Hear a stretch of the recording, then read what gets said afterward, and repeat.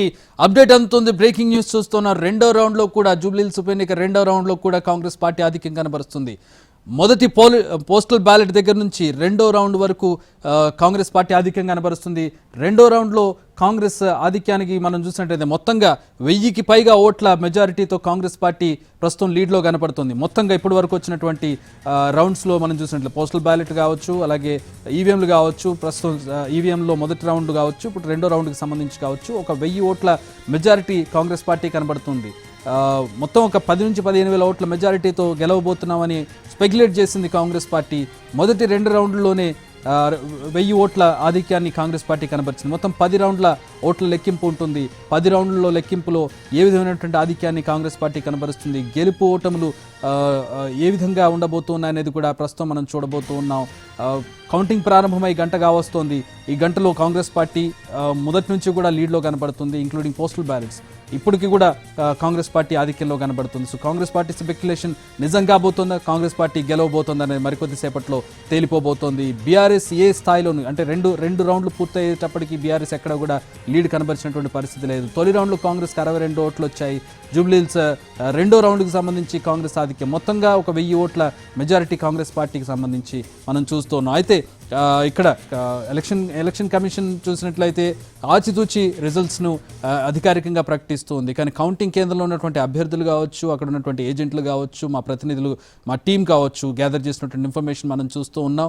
అధికారిక ఇన్ఫర్మేషన్ రాకపోయినప్పటికీ ముందుగా అక్కడ దగ్గరగా ఉండి చూసేవాళ్ళు, అక్కడ ఉన్నటువంటి అభ్యర్థులకు చెందినటువంటి ఏజెంట్స్ వాళ్ళందరూ అక్కడ ఉంటారు కాబట్టి వాళ్ళ నుంచి వచ్చినటువంటి సమాచారాన్ని ఎన్టీవీ గ్యాదర్ చేస్తుంది. ఆ గ్యాదర్ చేసినటువంటి సమాచారాన్ని మనం ఎన్టీవీ స్క్రీన్ మీద చూస్తూ ఉన్నాం. వీలైనంత త్వరగా జూబ్లీహిల్స్ ఉప ఎన్నికకు సంబంధించినటువంటి ఇన్ఫర్మేషన్ ఎన్టీవీ స్క్రీన్ మీద మీకు చూపించే ప్రయత్నం చేస్తోంది మా టీం అంతా కూడా. ప్రస్తుతం కోట్ల విజయభాస్కర్ రెడ్డి స్టేడియంలో కౌంటింగ్ జరుగుతోంది. చాలా కీలకమైనటువంటి నియోజకవర్గం, చాలా కీలకంగా జరిగిన ఎన్నిక కాబట్టి రిజల్ట్ కూడా చాలా కీలకంగా ఉంది. కాబట్టి ప్రస్తుతం ఆ రిజల్ట్ను ఏ విధమైనటువంటి పొరపాట్లు లేకుండా, మళ్ళీ క్వశ్చన్ చేసే విధంగా లేకుండా ఎన్నికల కమిషన్ రిజల్ట్స్ను అనౌన్స్ చేసే ప్రయత్నం చేస్తూ ఉండడంతో కాస్త ఒకంత లేట్ అవుతూ ఉన్నటువంటి పరిస్థితి అధికారిక సమాచారం వచ్చేసరికి. కానీ మనకి అందుతున్న సమాచారాన్ని మనం చూసినట్లయితే తొలి రౌండ్లో 62 ఓట్ల ఆధిక్యం కనబరిచింది కాంగ్రెస్ పార్టీ. రెండో రౌండ్కి వచ్చేటప్పటికి మరింత పెరిగి మొత్తంగా 1000 ఓట్ల ఆధిక్యంలో కాంగ్రెస్ పార్టీ కనబడుతోంది.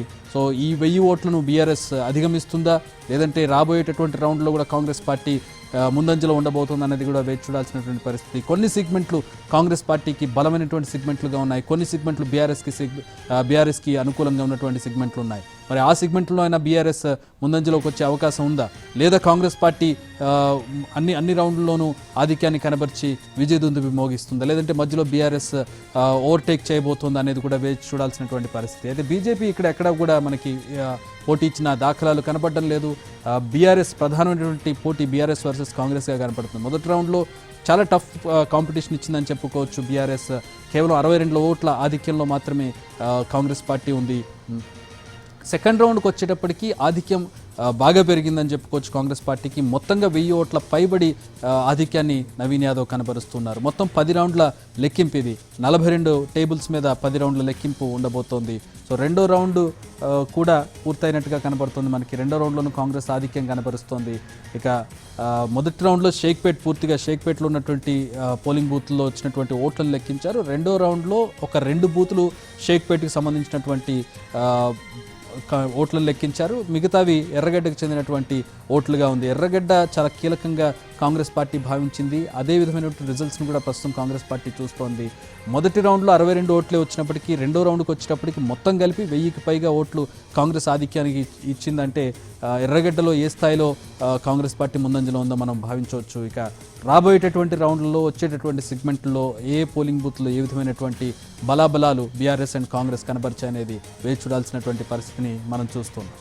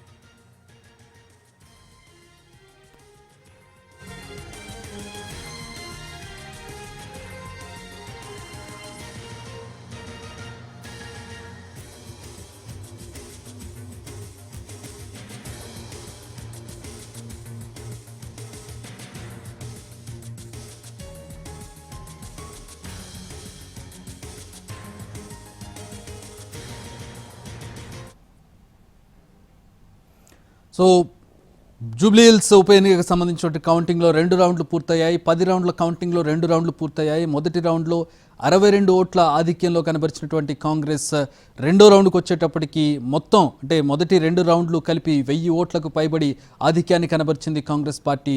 ఎర్రగడ్డ డివిజన్ నుంచి ఎర్రగడ్డ సెగ్మెంట్ నుంచి భారీగా ఓట్లు కాంగ్రెస్ పార్టీకి వచ్చినట్టుగా ఇక్కడ మనం గమనించవచ్చు.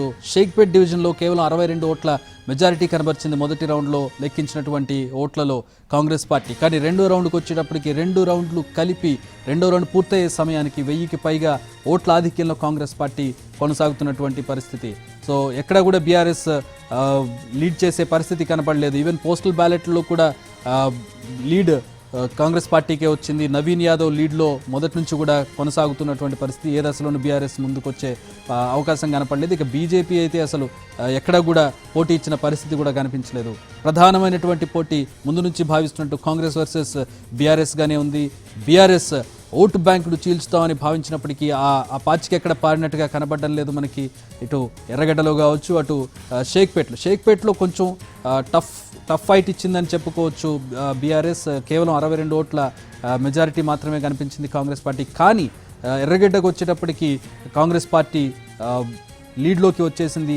ఒక్క ఉదుటిన 1000కి పైగా ఓట్ల లీడ్తో నవీన్ యాదవ్ ఆధిక్యంలోకి వచ్చారు. ఇక రాబోయేటటువంటి మిగతా 8 రౌండ్లలో పరిస్థితి ఏ విధంగా ఉండబోతుంది అండ్ 2 రౌండ్లు కూడా చాలా క్విక్గా పూర్తయ్యాయని చెప్పుకోవచ్చు. రెండో రౌండ్లో కాంగ్రెస్కి 9691 ఓట్లు వచ్చాయి. బీఆర్ఎస్కు 8609 ఓట్లు వచ్చాయి రెండో రౌండ్ పూర్తయ్యేసరికి. సో రెండో రౌండ్లో కీలకంగా చాలా గ్యాప్ కాంగ్రెస్ పార్టీ తీసుకురాగలిగిందని చెప్పుకోవచ్చు. ఎర్రగడ్డ సెగ్మెంట్ నుంచి కాంగ్రెస్ పార్టీకి ఎన్టీవీ స్క్రీన్ మీద చూడబడి వచ్చినటువంటి ఓట్లను 9691 ఓట్లు కాంగ్రెస్ పార్టీకి వస్తే 8609 ఓట్లు బీఆర్ఎస్కి వచ్చాయి. సో రెండు పార్టీల మధ్య ప్రస్తుతం 1000కి పైగా ఓట్ల ఆధిక్యం కనబడుతోంది కాంగ్రెస్ పార్టీకి.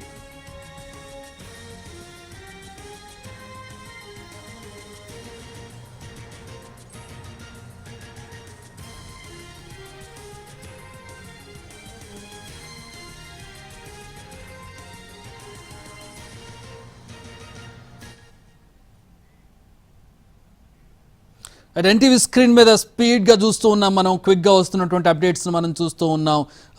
2 రౌండ్లు పూర్తయ్యేసరికి కాంగ్రెస్ పార్టీ ఆధిక్యం ఏ విధంగా ఉందో మనం చూస్తున్నాం. మా ప్రతినిధి చారీ జాయిన్ అవుతూ ఉన్నారు కౌంటింగ్ కేంద్రం నుంచి. చారీ, 2 రౌండ్లు పూర్తయ్యేసరికి 1000కి పైగా ఓట్లతోటి కాంగ్రెస్ పార్టీ లీడ్లో కనబడుతుంది. మొదటి రౌండ్కి రెండో రౌండ్కి చాలా డిఫరెన్స్ కనిపించింది కాంగ్రెస్ లీడ్కి. ఏంటి, ఎట్లా చూడాలి దీన్ని?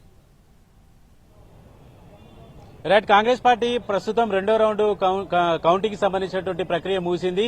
రెండో రౌండ్ లో కూడా కాంగ్రెస్ పార్టీ లీడ్ ని కనబరుస్తుంది. మనకున్నటువంటి సమాచారం ప్రకారం 1082 ఓట్లతో కాంగ్రెస్ పార్టీ లీడ్ లో ఉంది. మొదటి రౌండ్ కు సంబంధించి విషయాన్ని కనుక చూస్తే మనం షేక్పేట డివిజన్ కి సంబంధించి 62 ఓట్ల ఆధిక్యాన్ని కనబరిచినట్టు తెలుస్తుంది. అయితే ఇది పూర్తిగా అధికారికంగా కాసేపట్లో విడుదలయ్యేటువంటి అవకాశం ఉంది. మనకున్నటువంటి సమాచారం ప్రకారం టేబుల్ వారీగా పార్టీకి సంబంధించినటువంటి ఏజెంట్లు చేసినటువంటి కౌంటింగ్, వివిధ పార్టీలకు సంబంధించి వచ్చినటువంటి సమాచారం. మొత్తానికి ఇప్పుడు రెండవ రౌండ్ కు సంబంధించినటువంటి కౌంటింగ్ ప్రక్రియ ముగిసింది. రెండవ రౌండ్ కౌంటింగ్ ప్రక్రియ ముగిసేసరికి కాంగ్రెస్ పార్టీకి 1082 ఓట్ల ఆధిక్యతను ఉన్నట్టు మనకు సమాచారం ఉంది. అయితే ఈ కౌంటింగ్ సంబంధించినటువంటి ప్రక్రియను కనుక మనం చూస్తే ప్రతి రౌండ్ లో కూడా 42 టేబుల్స్ ఉన్నాయి. ఆ 42 టేబుల్స్ లో ఫస్ట్ షేక్పేటకు సంబంధించినటువంటి 42 టేబుల్స్ లో బీఆర్ఎస్ పార్టీ, కాంగ్రెస్ పార్టీ నువ్వా నేనా అనే రీతిలో కొంత ప్రయత్నం చేసినట్టు కనపడుతుంది. ఎందుకంటే 62 నుంచి 80 ఓట్ల మధ్యనే ఈ లీడు ఉంది కాబట్టి మొదటి నుంచి కూడా కాంగ్రెస్ పార్టీ షేక్పేటలో ఎక్కువ మెజార్టీ రావాలనేటువంటి ప్రయత్నం చేసింది. కానీ బీఆర్ఎస్ పార్టీ అక్కడ కాంగ్రెస్ పార్టీ ఓటు బ్యాంకుని కొంత కొల్లగొట్టినటువంటి పరిస్థితి అయితే కనబడుతుంది. ఎందుకంటే సుమారు 8000 పై చిలుకు ఓట్లను ఆ డివిజన్ లో బీఆర్ఎస్ పార్టీ సాధించుకోగలిగింది. కాంగ్రెస్ పార్టీ కూడా 8900 ఓట్లు సుమారు ఓట్లు సాధించుకున్నప్పటికీ కూడా వన్ సైడ్ గా ఈ ఎన్నికల్లో షేక్పేట ఉంటుందనేటువంటి భావన కలిగింది.